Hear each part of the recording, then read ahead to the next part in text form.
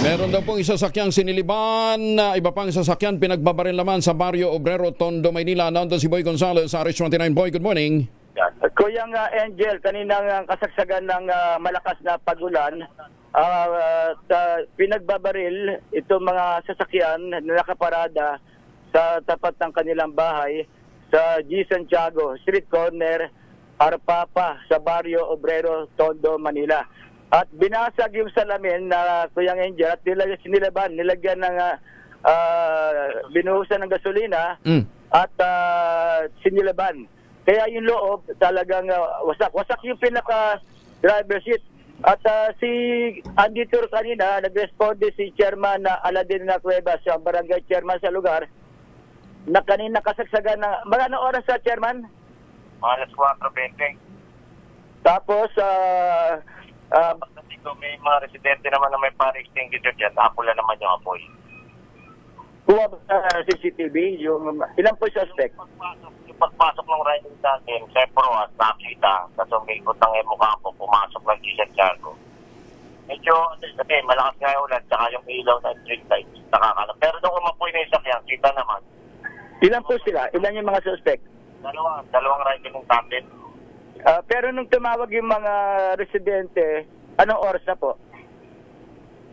Sa pulis, nung tumawag sa pulis, Mag-alas 5 na rin siguro. nakapag-respond din naman agad yung mga pulis. Sa mismo din naman. Okay, ayan. Salamat, Chairman Aladin Cuevas. Yan, Kuya Angel. Yung riding natin going to Caloocan. Okay, sit down going to Caloocan. Ilang motor? Dalawang motor, dalawa. Salamat po. Thank you. Kuya Angel, si Chairman Aladin Cuevas. Nangyari kanina, nasa 4 pasado sa kasagsagan ng pagula. Inaalam pa ang motibo ng mga suspect na isa nangyaring insidente. Ito si Boy, Gonzales para... Boy, mamahalin naman yung mga sasakyan. Ba't wala sa parking space?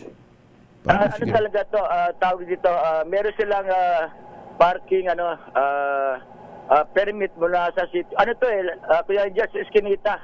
Merong nakahilera yung mga parking dito at pinapayagan ng mga barangay na magkaroon ng one-side parking itong lugar. Tapos yung mga sasakyan, napakarami nito. Ayun nga nangyari. At ang tawag dito, merong isang Toyota, medyo mamahalin yung tinarget na sinunog pa, nilagyan ng gasolina. Ay, what is happening? General, what is happening to the country? Sige, Boy, follow up mo na lang ha kung sana naman may makuhang impormasyon yung kuha ng CCTV. Sige. Pa, dito na yung mga pulis, yung Mario ng MPD at ang iniintay na lang para yung SOCO para ma-imbestigahan itong sasakyan ng mga kung makita yung mga basyo kaninang baril ginamit ng mga suspect. Ito si Boy Gonzales para sa DCRS, una sa Pilipinas, una sa Pilipino. Samantala, maraming salamat, Boy.